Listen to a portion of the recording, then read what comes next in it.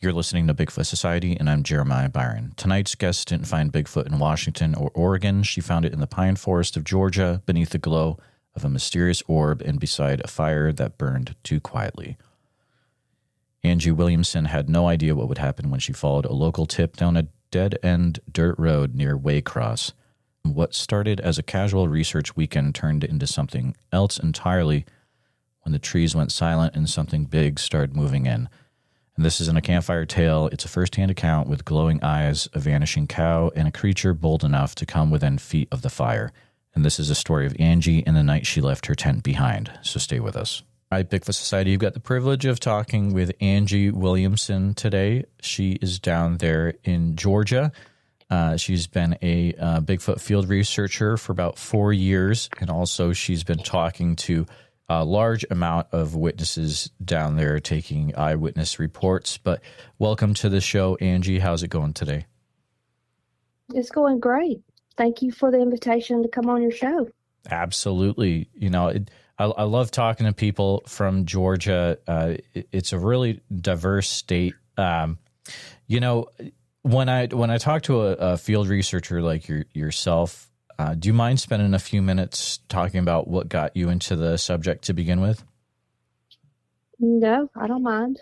Well, I mean, I've always loved the subject, you know, as a kid, you know, your typical Leonard Nimoy in search of, and the legend of Boggy Creek, you know, that sort of stuff. I've always just been fascinated, and like most people, I thought there was one Bigfoot, you know, that lived up around Washington State or Oregon.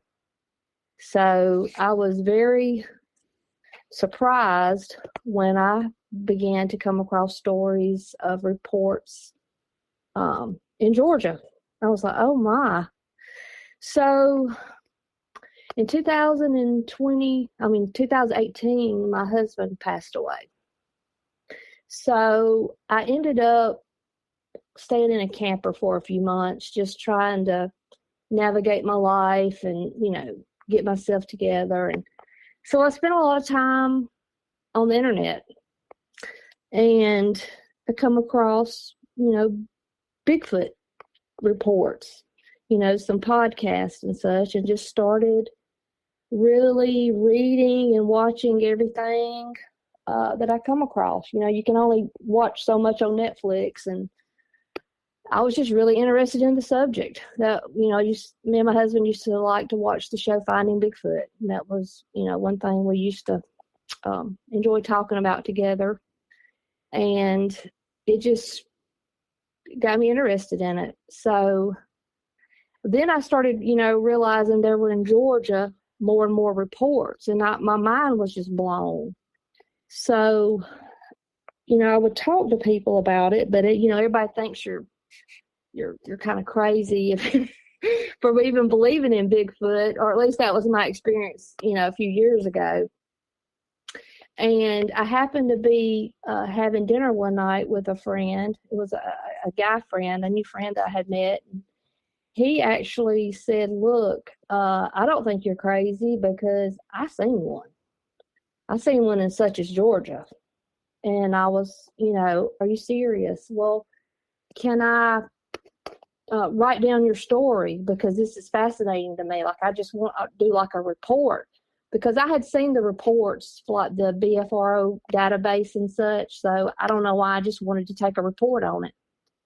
So I did, and I decided to post that report in one of the Bigfoot groups that I had found on Facebook. You know, I didn't really have any friends in the subject, so I just posted the report just to see what kind of reaction I got. And I got a lot of good feedback on it. And one man reached out to me named Johnny Two Bears. He lives in Georgia, and he was wanting to, you know, form a field research group, and he invited me to come out. So I went out one day, met up with him and a couple other men, just random men in the middle of the woods.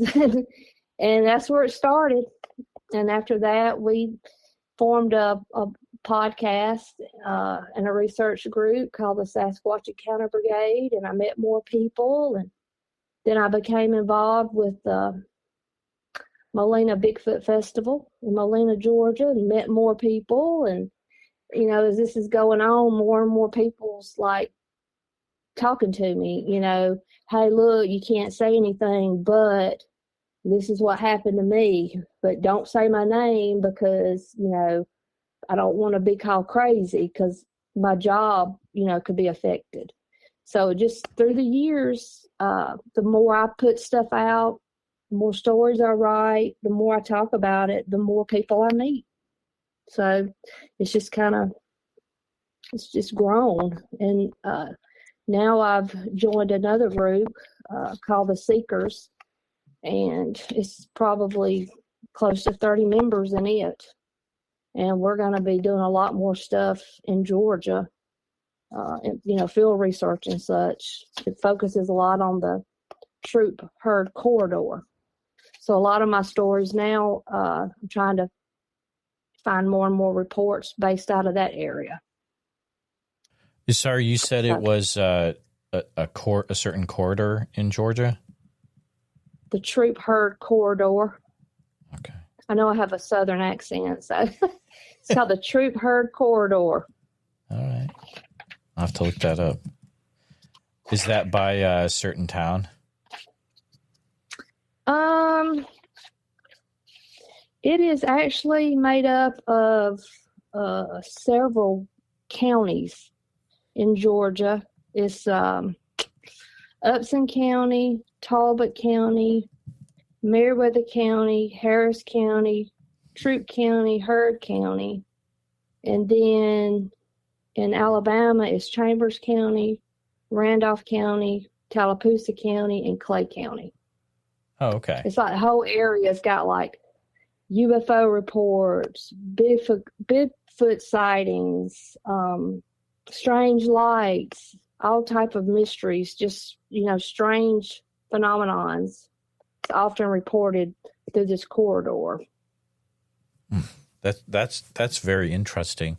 When you first went out, you know, starting to go out into the field with these individuals that you had met, was there a certain experience that you had that made you take it way more serious? You're like, oh man, this is actually real out here, or were you already there before you went out? Well, I was already a believer because I know people lie, you know, and I'm not one to believe everything somebody tells me, but not everybody is a liar. And a lot of these people, when you talk to them, I mean, they know what they saw. There's no mistake, you know, no mistaken identity. They know what they saw. A lot of these people, you know, have been hunters all their life. And, you know, so they know what they saw. So I was already a believer. And I'm really not technically a knower in you know, the sense of I've seen one Class A sighting. But I did experience something several years ago in Waycross, Georgia. So it was when I was with Sasquatch Encounter Brigade. I put together this little research project to go down for the weekend. We had a man, his name was Kevin Crawford. He's passed away now, but he had reached out to us saying that were sightings happening there, and he wanted somebody to come down and investigate. So since I live in Middle Georgia, I got picked to be the one to go down. So I worked with Kevin, and I posted on some local discussion sites on Facebook looking for witnesses, you know, and of course I got roasted a lot, but at the same time, it's okay because in my messenger, I was getting people, you know, hey, look, this is what happened to me. I'll meet up with you. So we had like a little town hall meeting, and like on that Friday night, and had some witnesses come, and, you know, it went great. We camped that Friday night on Kevin's property, but it was lightly raining and nothing happened. But the big night was going to be the next night, where we're going to stay on a blueberry farm. So we got ready to go to the blueberry farm, and it was 4 of us. It was me, Scott DeForest and a newlywed couple named John and April. And now I had never met John and April. This was the first time I had met them. But we couldn't get to the blueberry farm because dune buggies had walled the road out real bad. So we had nowhere to camp.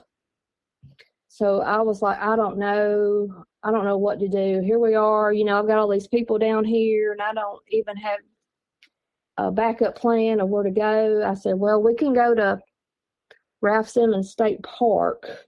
It is just over the Florida line, and camp there because I had gotten some interesting pictures sent to me from there.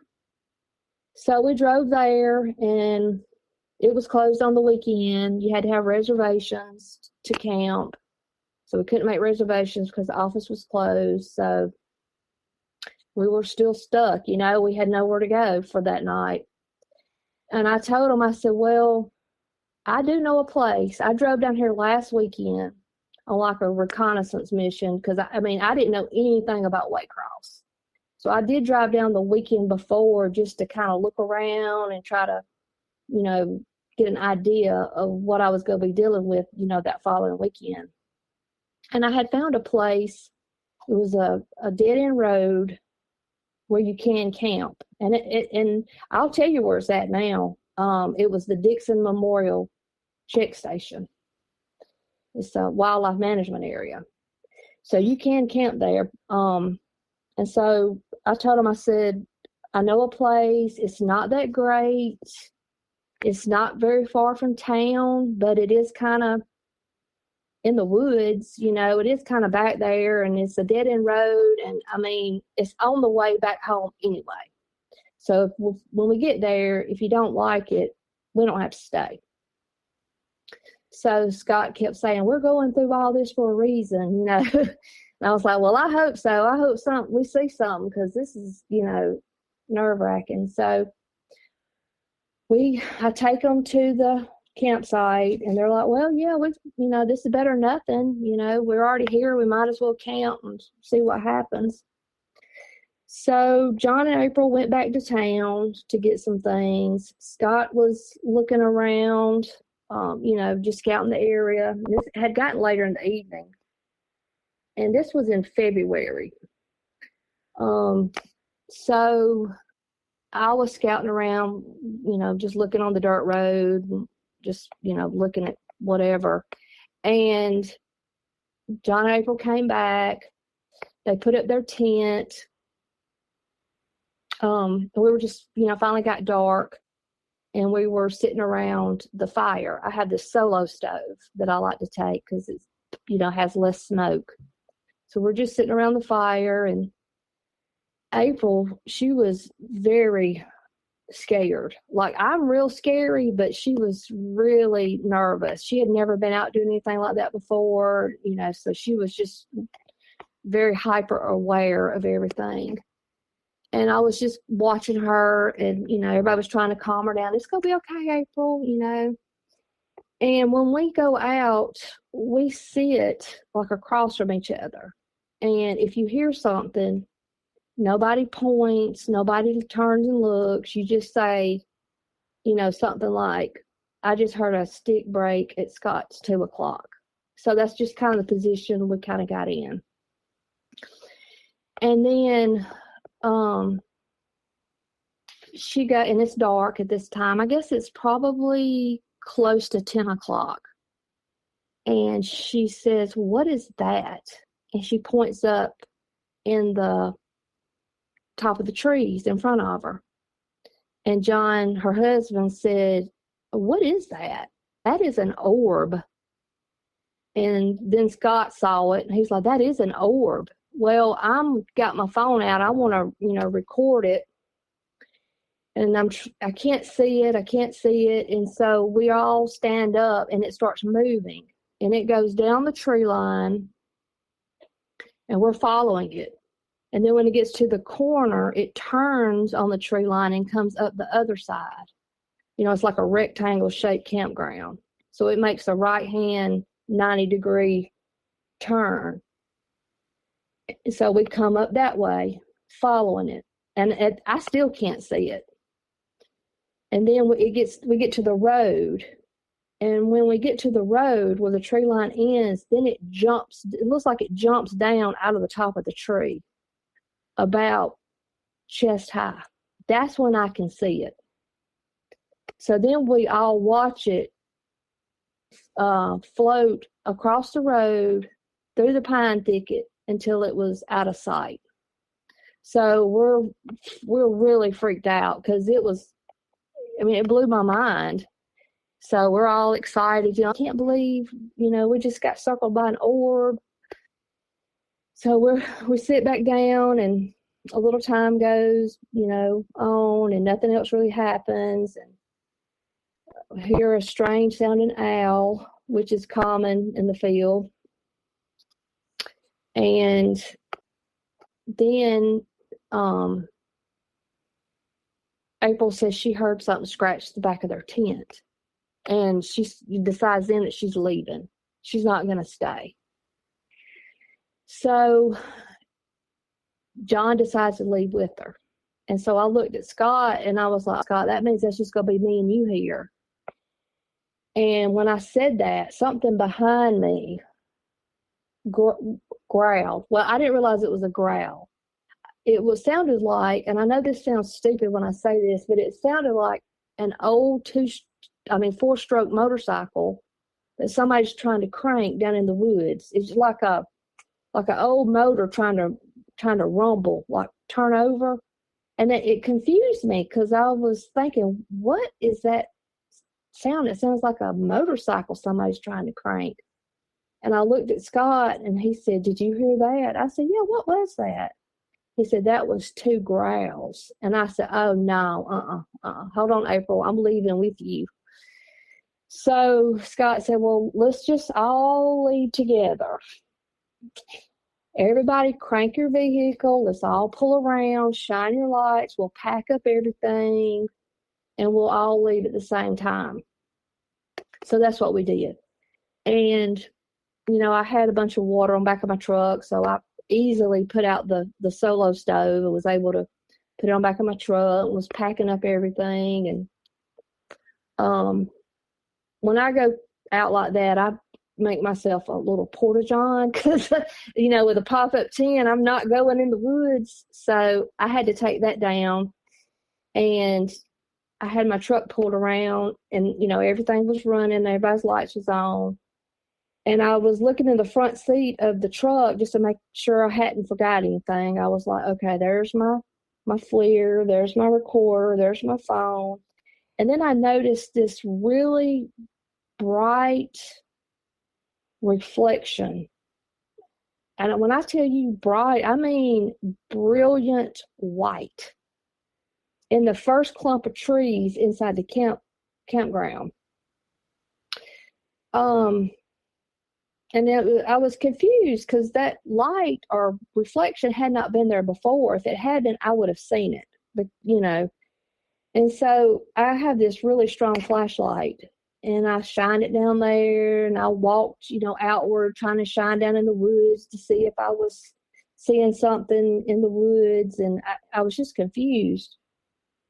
So I asked Scott, because he had pulled up behind me, I said, "Come here." And he walked over there. I said, "Is that eye shine?" He said, "I don't know. I guess I'll walk down there and see." And this was about 40 yards from us.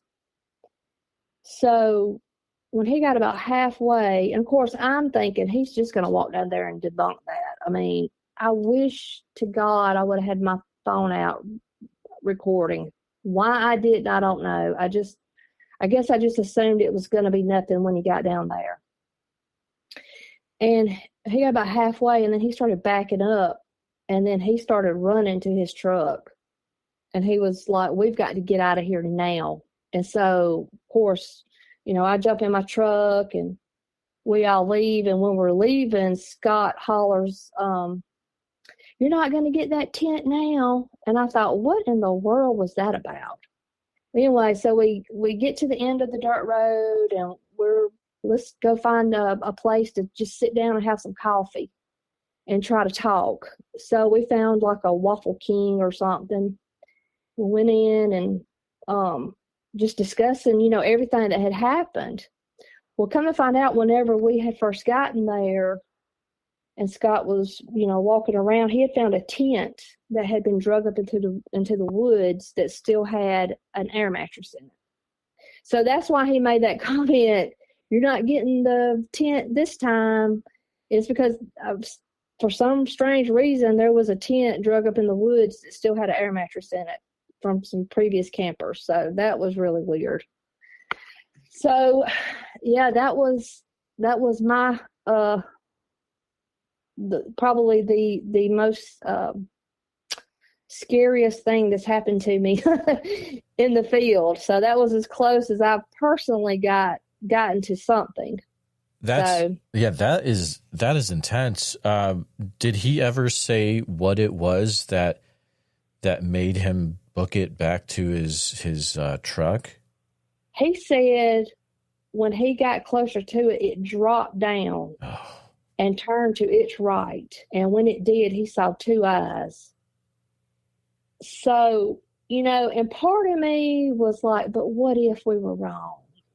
What if, we let our imagination get away with us? What if, you just got that, what if we were wrong? Just, I knew what I saw, but something still told me I could be wrong. So I had the opportunity that November, that happened in February. I had the opportunity in November to drive to Brunswick because my niece lives in Brunswick. So I said, well, we're going to go through Waycross because my daughter and my aunt was riding with me. I said, we're going to go back to the place where I had this incident, and we're going to see if there's anything in that tree that I could have saw. And it was about 10 o'clock when I took them in there, and it was really creepy. And I'm telling you, there is nothing in that tree, no type of reflector. There's nothing in that tree that could have been mistaken for that. So it did happen, and all four of us saw it. Wow. So that is wild. Have you ever done any more research in that area? Well, yes, we went back a year later, and we took more people with us because we felt like they, Scott is very well seasoned in the field, and he's taught me a lot. And he felt like we didn't have enough people, and they were, whatever it was very bold to just keep coming in on us like that. I mean, we were obviously leaving, and yet it still wanted to come out of the woods and get as close to us as it possibly could. So we wanted to go back and take a few more people. And of course, we had some friends that wanted to experience it. So when we met up, they had clear cut the whole area. I mean, they had left the pine, but all the hardwood was gone. So that weekend, I mean, we didn't even see a squirrel. Nothing happened. So. That's very But we strange. tried. Yeah. But that's why now I'll tell people where it was. It was the Dixon Memorial Check Station. It's because we've already been back. And I mean, I hope something does happen to somebody. They see something, to report again down that way. But, and I did get a few reports after that because I had, posted my report, in our group, and, I had a couple of people contact me. Well, one woman, she had saw something with her grandchild, and she just Googled, Bigfoot sighting in Georgia, and she came across my article I had written, and she reached out to me. So there's still a lot more sightings going on down that way too. Now, are these sightings in that same area then, or just in different parts of Georgia? Well, I talk to people from all over Georgia, but there's still sightings in Waycross, Black Shear, that area. Interesting. And, I'm more familiar with definitely the northern part of Georgia because I talk to a lot of people about Bigfoot interactions up there. But What is this area of Georgia? Like, this is southeast Georgia, right? Waycross is the Okefenokee Swamp. Mm. It's the very southeast, yes, close to the Florida line. It's where the Okefenokee kind of starts. And then when you go, I think, through Folkston, it just gets bigger. This is very edge of the Okefenokee Swamp. Interesting. So when you do research down there, you're dealing with a lot of like swamp type territory. Well, where we were, it wasn't swampy. It was a sandy, hardwood forest. So I never really went into the swamp there. Well, we was just on the edge of the swamp, pretty much. I mean, I've been in swampy areas in the Troup-Heard Corridor, but down there, that was the only overnight research that I did there. Was that one weekend. And then, of course, a year later, where nothing happened. Have you done any other overnight research trips around the state in different areas? Yeah, I've been to North Georgia, but nothing happened. We just we're not lucky. Most of the time when you go out, nothing happens. Right. And I have done several overnight camps in the Troup-Heard Corridor. And we did one last weekend.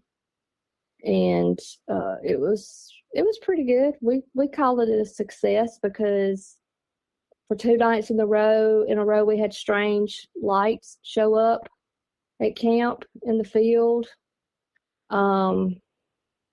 During the day, on Saturday, we kind of split up, walk into the swampy area, and we had tree knocks that followed us down to the swamp and back.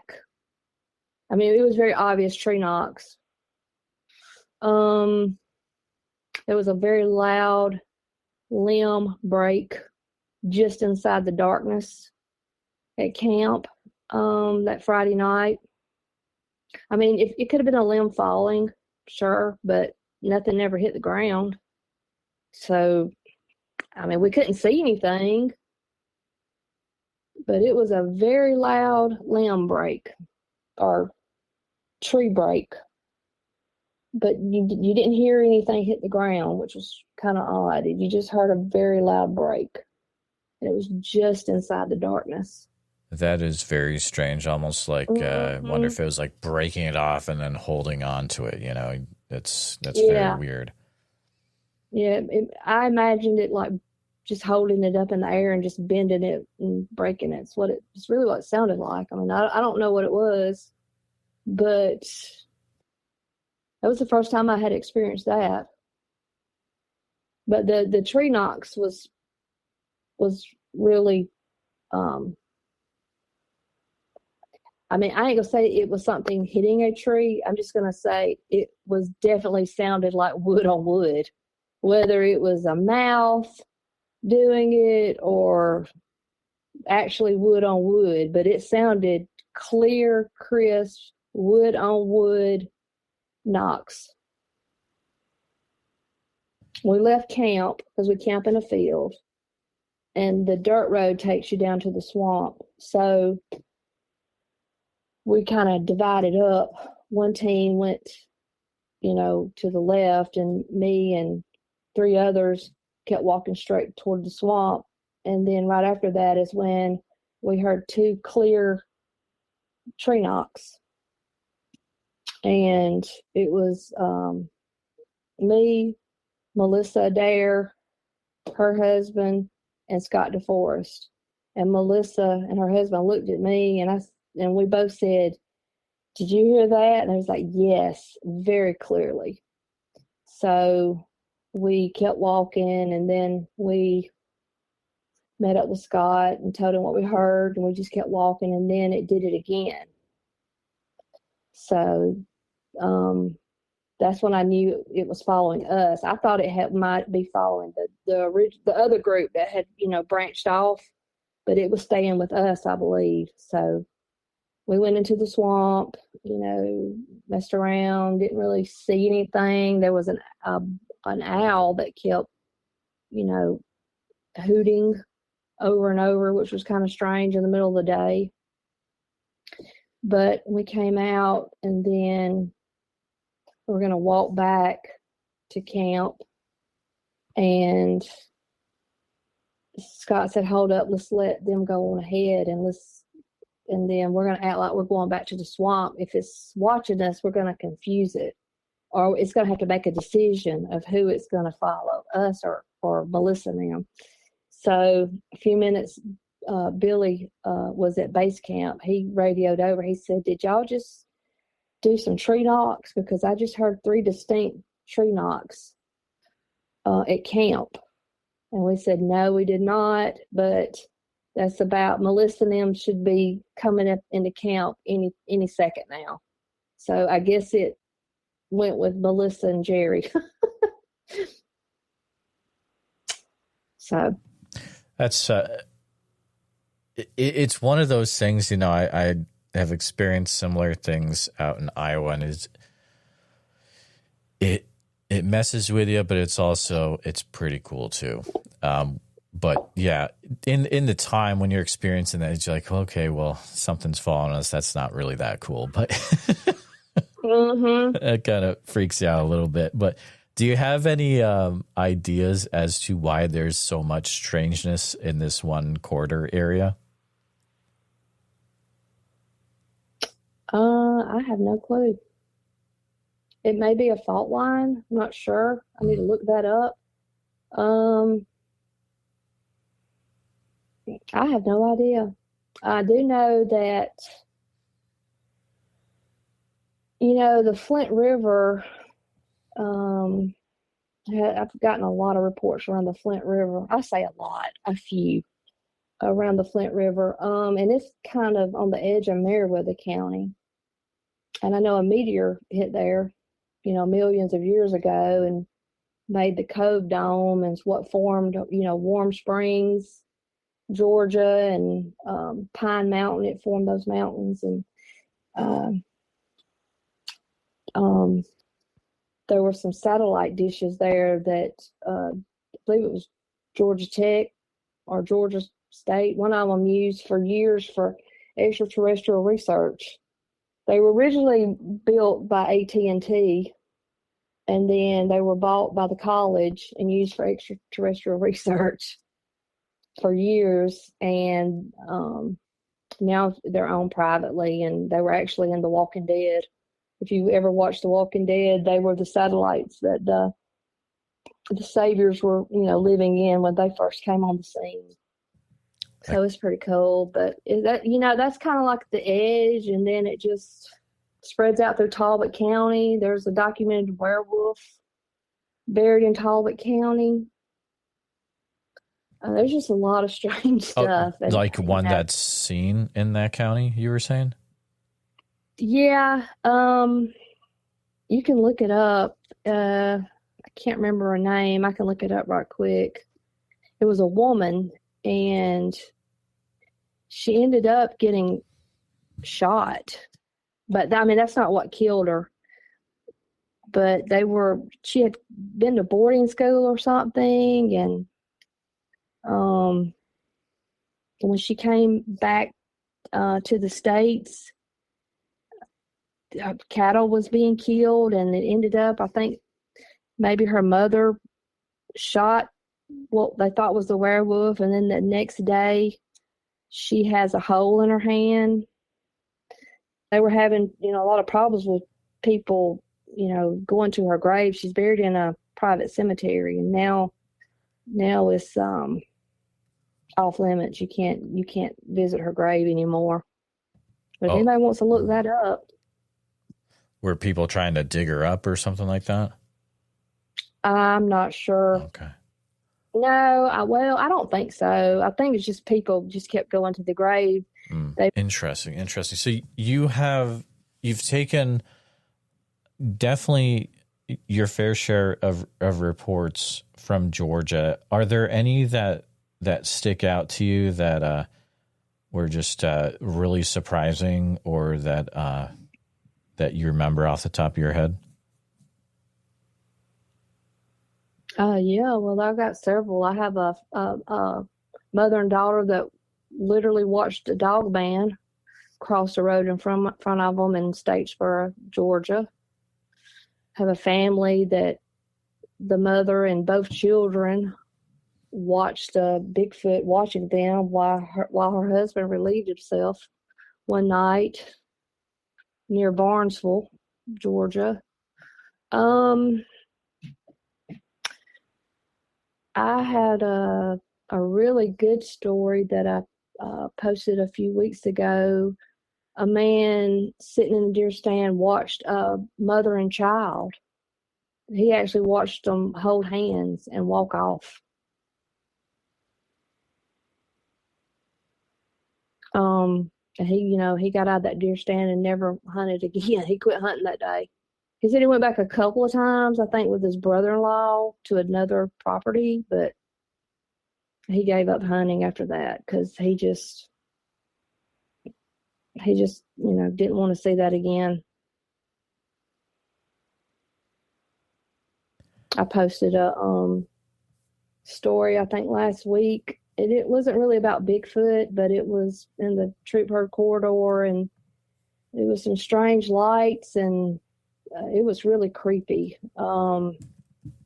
They saw like little flames appearing in the woods and could hear strange language. I mean, it's a bunch of crazy stuff. I got one man, he had some cows, and some hunters accidentally shot one of the cows, and he drug it to the back of the property. And the next day, of course, his little boy was about 5 years old, and he, you know how little kids are, he wanted to see the dead cow. So he drives them to the back of the property, and the 1,200-pound cow is just gone, disappeared. I got a guy that he just went, he was on his hunting property and woke up the next day on somebody else's property. No idea where the time went, how he got there. It's been checked out by doctors and nothing's wrong with him. Oh, that's wild. Didn't have a stroke, they could find nothing wrong with him. He don't even take medication.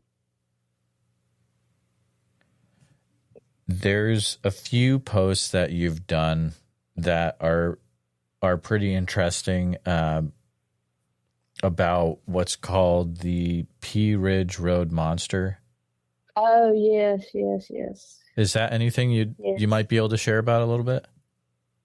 Yeah, that's in the Troup-Heard Corridor.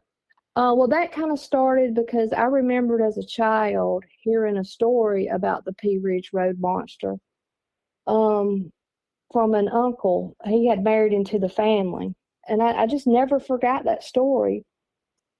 So after I got into this, I kept thinking about it, and I said, I'm going to reach out to him. Him and my aunt had divorced, and I haven't seen him in years, but, he has kids, and they're my first cousins, so I just gave him a call, and I was like, hey, man, I want to talk to your dad. Will he talk to me about what he used to tell about the Pea Ridge Road Monster? She said, yeah, he will. So they arranged it, and I called him up, and he said, oh, yeah, I can tell you exactly what happened.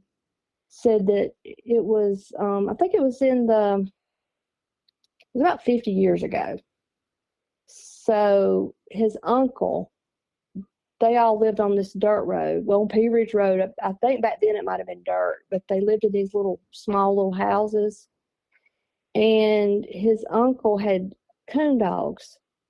He came home from work, it was after dark, and he's getting ready for bed, and the dogs left the house like they were chasing something. And so he was listening, and he said it sounded like they had treed something. So he put his shoes back on. He goes outside. He takes his gun, and he goes to the sound of the dogs. Well, when he gets close to the dogs, they move again, and then they move again, and then they move again, and they're just going deeper into the woods. And he ends up standing on he said it was like an old pulpwood road, and all of a sudden the dogs came back by him, going back towards the house. And that's when he heard something coming through the woods that was huge, and he knew then he had to run. So he ran with everything he had, and he was running so hard when he, came back to Pea Ridge Road that he went past his own house. And my uncle and them, their house didn't have a porch on it. So he ran and just dove through their front door and landed in the middle of the living room. Slammed the door shut, and said, he finally got up the nerve to raise up and just peek over the window. And when he did, he saw it. It was just a large, black, hairy creature standing at the edge of the woods. So, and he, when he told the story to the family, he said, I could feel the breath of that thing on the back of my neck when I was running. So I had typed that report and I shared it in a Heard County discussion group, because that's what I do. That's how I get witnesses. I'll share it in random places, and so I had some people message me. And they were like, "Hey, look, people can laugh all they want to, but I've seen it, or I had an experience with it when I was a kid." And so I would, did a few more reports and put them out, and a few more after that. And so I've ended up with 1, 2, 3, 4, 5, probably 6 or 7 reports now on the Pea Ridge Road Monster. But they span over 50 years. Nothing is recent. It was just, this happened. And then one woman, she actually had 3 stories about it. She'd lived there. Generations of her family had lived there. And she shared a story that her uncle had been taken by one. And he ended up being not brought back home, but taken to another road. And she shared the story about it. Of course, that man is deceased now, but that's a family story. So I wrote up about it, and then her mother had an incident when she was a child, seeing it, and then she herself had an incident with it, like in the 80s. So it's been around for years. One man that saw it when he was riding his dirt bike as a kid, it crossed the road in front of him. And it was either his cousin or his brother, I can't remember, but he still lives there, and he tells me that it comes back every spring. So what is it? I don't know. I imagine it's probably not just one creature. It's probably several different creatures, and they're just seeing, different creatures at different times. So I'm not sure. Yeah, I mean, and it could even be, some kind of family group. We don't know how long they usually live for, really, but it is. I think it's even more fascinating when you have something like that you have experienced in this, where you have the same area, but you're having people submit reports from over like 50, 60 years. I think that is just fascinating. I still have a couple of other witnesses that I'm scheduled to talk to. I mean, I'm not scheduled yet, but they've reached out, and so I've got to get that scheduled and try to get some more information and put together their report. But yeah, those were, just a Pea Ridge Road Monster. I probably got, like I said, 5 or 6, I think, based on just a Pea Ridge Road. but I've gotten several. I have personally have about 50 reports. Now that's all over. That's not just Troup-Heard Corridor. That's, all over the state. But I do have a good bit from the Troup-Heard Corridor. But I have personally talked to over 50 people. And if just one of them's telling the truth, then it exists. So, well, that's the thing, you're exactly right. It only takes one person, and just think of the thousands and thousands and thousands of people that have been talking from everywhere. It's it's pretty intense to think about. It keeps me going for sure. But Angie, it has been a pleasure talking to you tonight. I'm working on a little book, my first little book. I have it written, but I just keep adding to it. So I haven't, sent it to an editor or anything yet. But hopefully I will soon. And it's just it's just called Bigfoot on the Brain, an interesting little book about Bigfoot. And it's just kind of a collection of things that I've learned that has, kind of helped me develop my theories. And it's my eyewitness reports. I think I have probably about 35 reports in it now. But that's it.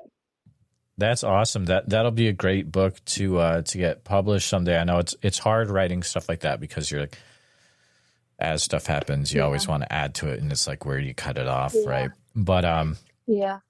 Well, I do want to say one other thing. Yeah. The Molina Bigfoot Festival that I got involved with several years ago is held every November, but the focus of it is the Elkins Creek cast.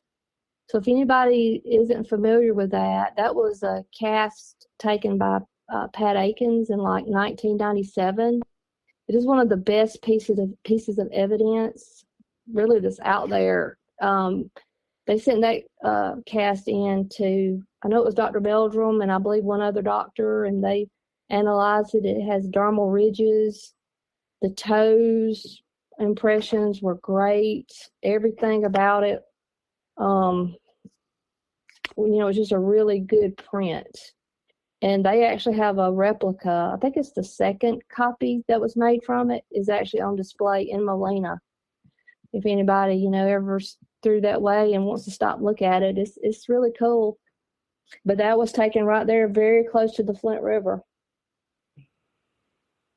That's awesome. That is a cast that gets brought up every once in a while. I know I've heard Cliff talk about that as well, and just the dermal ridges are great. That's not the Troup-Heard Corridor exactly, but it is. It touches it. Meriwether County touches Pike County, and Elkins Creek, flows into the Flint River, and all that is right there together. So that was just an interesting thing from over in this area. That's wild. I mean, just goes to show you there's another thing, and things start to connect. But if people want to reach out to you, maybe if they have, another sighting to do with the Pea Ridge Road Monster or something else that you've mentioned tonight, what's the best way that they might be able to reach out to you?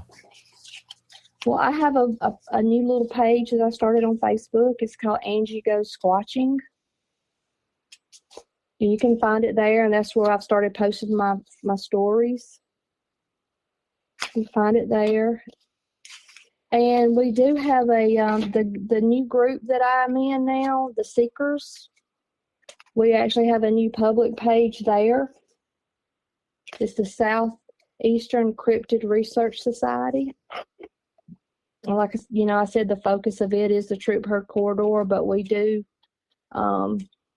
research, all other areas also, including North Georgia. And that team is made up of about 30 individuals, and it's military, first responders. It's some really good quality people. I think there's a scientist in there, a film producer, just a lot of really smart people in that group. So I look forward to seeing what all that group, is able to bring, the evidence that it's able to capture in the future. I mean, I know they've already got some. There's some really good stuff that they'll be releasing soon. Absolutely. Well, we'll definitely have to keep an eye on that. But definitely, listeners, check out Angie Goes Squatchin Facebook page. I'll have links to all that good stuff in the show notes as always. But thank you so much for coming on the show tonight, Angie. I appreciate you sharing about what you've got going on down there in Georgia. All right. Well, thank you for having me on. I greatly appreciate it, and I've had a lot of fun. Just wanted to take a minute to say thank you for listening to this episode of the Bigfoot Society podcast. Angie's story is one of those rare accounts that rattles you, not just because of the growls in the dark or the strange orbs in the trees, but because of how close it came to something more. That tent left behind, it's still out there, and something knows where it is. Huge thanks to Angie for sharing her journey through Georgia's Troup-Heard Corridor and for reminding us that you don't have to go far to find the unknown. Sometimes it's right in your own backyard. If you've enjoyed this conversation, please subscribe to us on YouTube, hit the bell so you don't miss new episodes, and share this one with someone who's into Bigfoot, the South, or just a good old campfire story. If you're listening on Apple or Spotify, tap follow, and if you'd leave a review, that helps more than you know. Now, if you or someone you know has had a Bigfoot encounter, especially in Georgia, Alabama, or anywhere in the Southeast, I'd love to hear from you. So please send me an email at bigfootsociety@gmail.com and let's talk. And don't forget, Sasquatch Summerfest is coming up July 11th through the 12th at Greenwaters Park in Oak Ridge, Oregon. Bigfoot Society listeners can get a 2-day pass for the price of a 1-day pass with code BFS. Head over to www.sasquatchsummerfest.com and grab your tickets today. And thanks again for being part of the Bigfoot Society. Until next time, keep your fire small, your eyes open, and your tent zipped. See you in the woods.